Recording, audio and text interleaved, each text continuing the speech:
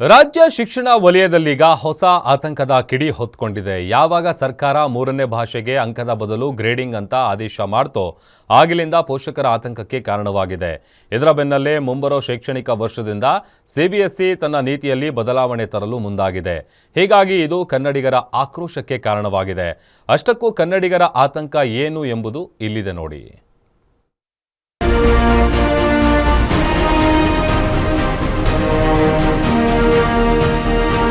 2026-27ನೇ ಶೈಕ್ಷಣಿಕ ವರ್ಷದಿಂದ 6ನೇ ತರಗತಿಯಲ್ಲಿ ತೃತೀಯ ಭಾಷೆಯನ್ನ ಕಡ್ಡಾಯವಾಗಿ ಜಾರಿಗೊಳಿಸಬೇಕು. ಪಠ್ಯ ಪುಸ್ತಕಗಳು ಇನ್ನೂ ಲಭ್ಯವಾಗದಿದ್ರೂ ಸ್ಥಳೀಯವಾಗಿ ಲಭ್ಯವಿರುವ ಪುಸ್ತಕಗಳನ್ನೇ ಬಳಸಿಕೊಂಡು 7 ದಿನಗಳ ಒಳಗೆ ತುರ್ತಾಗಿ ಬೋಧನೆಯನ್ನ ಆರಂಭಿಸಬೇಕು ಅಂತ ಸಿಬಿಎಸ್ಇ ಆದೇಶಿಸಿದೆ. ಈ ನಡುವೆ ರಾಜ್ಯದಲ್ಲಿ ಸಿಬಿಎಸ್ಇ ಮತ್ತು ಐಸಿಎಸ್ಇ ವಿದ್ಯಾರ್ಥಿಗಳಿಗೆ ಕನ್ನಡ ಕಲಿಯೋದು ಕಡ್ಡಾಯವಾಗಿದೆ.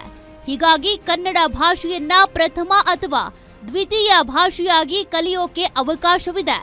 ಆದರೆ ರಾಜ್ಯ ಸರ್ಕಾರ ಇತ್ತೀಚೆಗೆ ತೆಗೆದುಕೊಂಡ ದ್ವಿಭಾಷಾ ನೀತಿಯಿಂದ ಶಾಲೆಗಳಲ್ಲಿ ಕನ್ನಡಕ್ಕೆ ಆತಂಕ ಎದುರಾಗಿದೆ.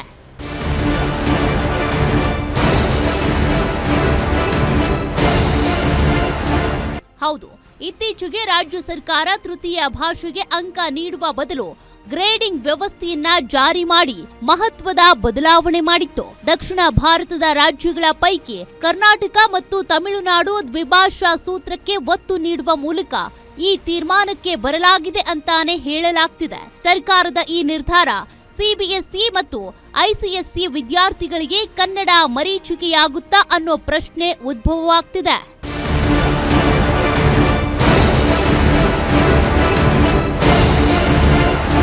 ಇನ್ನು ಸಿಬಿಎಸ್ಇ ಮತ್ತು ಐಸಿಎಸ್ಇಯಲ್ಲಿ ಇಷ್ಟು ದಿನ ಮೂರನೇ ಭಾಷೆಯಾಗಿದ್ದ ಹಿಂದಿಯನ್ನ ಪ್ರಥಮ ಅಥವಾ ದ್ವಿತೀಯ ಭಾಷೆಯನ್ನಾಗಿ ಸೇರಿಸೋಕೆ ಸಿದ್ಧತೆ ನಡೆಸ್ತಾ ಇದೆಯಂತೆ.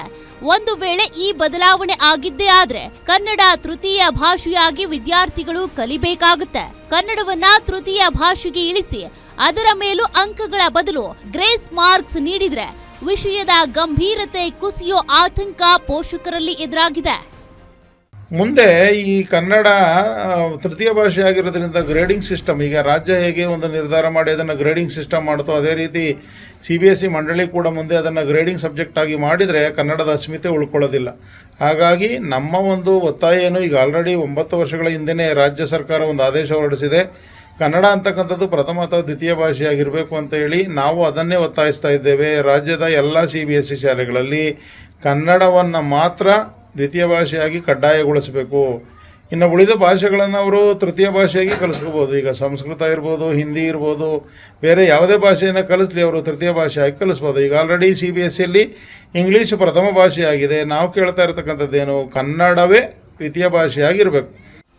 ಒಂದೆಡೆ ಜಾಗತಿಕ ಶಿಕ್ಷಣದ ಪೈಪೋಟಿ, ಇನ್ನೊಂದೆಡೆ ಮಾತೃಭಾಷೆಯ ಅಸ್ತಿತ್ವದ ಹೋರಾಟ. 2026-27ರ ಶೈಕ್ಷಣಿಕ ವರ್ಷ ಆರಂಭವಾಗುವ ಮೊದಲೇ ಈ ಭಾಷಾ ಸಮರ ಸುಖಾಂತ್ಯ ಕಾಣಿಸೋ ನಿಟ್ಟಿನಲ್ಲಿ ಸರ್ಕಾರ ಮುಂದಾಗಬೇಕಿದೆ. ಇಲ್ಲಾಂದ್ರೆ ಮುಂದಿನ ದಿನಗಳಲ್ಲಿ ಇದು ಬೀದಿ ಹೋರಾಟಕ್ಕೆ ನಾಂದಿ ಹಾಡೋದ್ರಲ್ಲಿ ಯಾವುದೇ ಅನುಮಾನವಿಲ್ಲ. ಉಲ್ಲಾಸ್ ಎಸ್ ಕಿರುವಾಸೆ, ಗ್ಯಾರಂಟಿ ನ್ಯೂಸ್, ಬೆಂಗಳೂರು.